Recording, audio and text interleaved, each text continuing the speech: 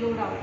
അതാണ് നമ്മൾ കഴിക്കുന്നത്. അത് നമ്മൾ കഴിച്ചു കഴിഞ്ഞാൽ നമുക്ക് വയറുവേദന എടുക്കുന്നതിനും വയറ് കമ്പിക്കുന്നതിനൊക്കെ കാരണമാവും. പണ്ടുള്ളവരൊക്കെ പറയുന്നത് ഹണി അധികം കഴിച്ചുകൂടാ, അലർജി ഉള്ളവർക്ക് അലർജി കൂട്ടും, ഇല്ലാന്നാണെങ്കിൽ ശോധനയ്ക്ക് പ്രശ്നമാവും എന്നൊക്കെ പറയുന്നേക്കാം. ഇതൊക്കെ ഈ വേസ്റ്റോട് കൂടി ഹണി കഴിക്കുന്നതിൻ്റെ കാര്യമാണ് പറയുന്നത്. അപ്പോൾ ഈ വേസ്റ്റിനെയൊക്കെ റിമൂവ് ചെയ്യാന്നുള്ളൊരു പ്രോസസ്സാണ് നമ്മൾ ചെയ്യുന്നത്. നമ്മുടെ കയ്യിൽ ഹണി കിട്ടിക്കഴിഞ്ഞാൽ നമ്മൾ ഈ വേസ്റ്റിനെയൊക്കെ റിമൂവ് ചെയ്യാൻ വേണ്ടിയിട്ട് ഡബിൾ ബോയിലിംഗ് മെത്തേഡാണ് ചെയ്യുന്നത്. കാരണം ഹണി ഒരിക്കലും ഡയറക്റ്റ് ചൂടാക്കാൻ പാടില്ല. ഡയറക്റ്റ് ഒരു 60-70 ഡിഗ്രിയിലൊക്കെ ഹണി ചൂടായാൽ ഇതിനകത്തുള്ള ഗുണങ്ങളൊക്കെ നഷ്ടപ്പെടും. അതുകൊണ്ട് തന്നെ ഡബിൾ ബോയിലിംഗ് മെത്തേഡ് യൂസ് ചെയ്യുന്നത്. ഇത് ഡബിൾ ലെയറാണ്.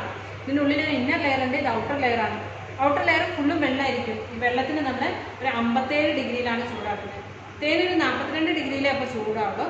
അങ്ങനെ തേന് ഹീറ്റായി കഴിയുമ്പോൾ തേനിലുള്ള വേസ്റ്റ് അങ്ങനെ പല രൂപത്തിൽ മേലേക്ക് പൊന്തി വരികയാണ് ചെയ്യുന്നത്. ഹണിക്ക് പൊതുവെ വിസ്കോസിറ്റി കൂടുതലാണ്, കട്ടി കൂടുതലാണ്. അതുകൊണ്ട് തന്നെ ഹണി താഴേക്ക് നിൽക്കും.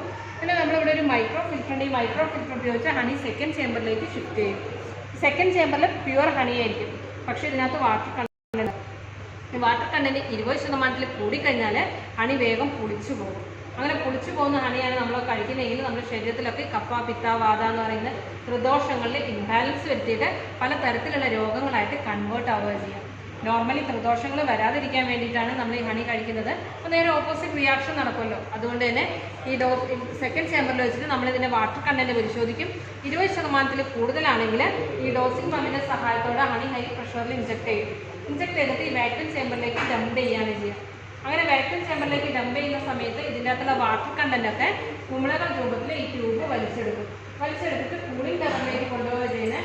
കൂളിംഗ് ടവറിൽ വെച്ചിട്ട് നീരാവി വെള്ളമായിട്ട് കൺവേർട്ട് ആവുക ചെയ്യുക. അങ്ങനെയാണ് ഈ ഹണിയിലുള്ള വാട്ടർ കണ്ടന്റ് നമ്മൾ വേർതിരിച്ചെടുക്കുന്നത്.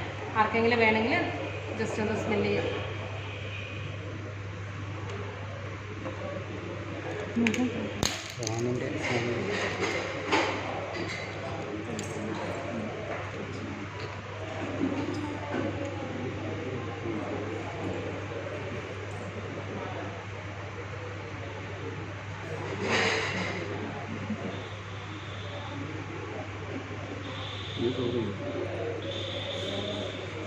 ഓക്കെ, 300 കിലോ കപ്പാസിറ്റി അതിനുള്ളത്. ഈ 300 കിലോ ചെയ്യുന്ന സമയത്ത് ഒരു 10-12 ലിറ്ററോളം വെള്ളം നമുക്ക് ഇതുപോലെ വേർതിരിച്ചെടുക്കാനായിട്ട് സാധിക്കും. ഇങ്ങനെ ഹണിയിലുള്ള വാട്ടർ കണ്ടന്റ് 20% താഴെയാക്കി വേസ്റ്റ് മാക്സ് ഒക്കെ റിമൂവ് ചെയ്ത ശേഷം നമ്മളിവിടെ വെച്ചിട്ടാണ് ഹണി കളക്ട് ചെയ്യുന്നത്, പാക്ക് ചെയ്യാൻ വേണ്ടിയിട്ട്. ഇത് നമുക്ക് എത്ര കാലം വേണമെങ്കിലും സൂക്ഷിച്ച് വെക്കാനായിട്ട് സാധിക്കും. ഇങ്ങനെ ഈ പ്രോസസ്സിങ് കഴിഞ്ഞ ഹണി ലൈഫ് ലോങ് ആണ്. നമ്മൾ ഡ്രൈ സ്പൂൺ യൂസ് ചെയ്യാം, കൈയിട്ട് കഴിക്കാതിരിക്കുക. അങ്ങനെയൊക്കെ നോക്കിക്കഴിഞ്ഞാൽ എത്ര കാലം വേണമെങ്കിലും നമുക്ക് സൂക്ഷിച്ച് വെക്കാനായിട്ട് സാധിക്കും. നമുക്ക് ചെറിയൊരു മ്യൂസിയം ഉണ്ട് കാണാം.